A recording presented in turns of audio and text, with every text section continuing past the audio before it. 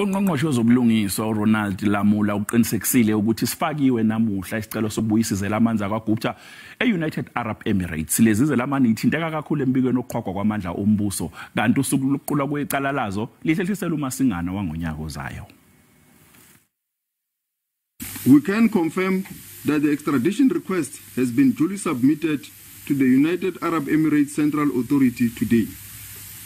And we can also confirm that this is within the 60 days period within which the Republic of South Africa was expected to submit the request in terms of the treaty. It reaffirms our resolve to be the lawyers for the people and to seek collective justice for our country.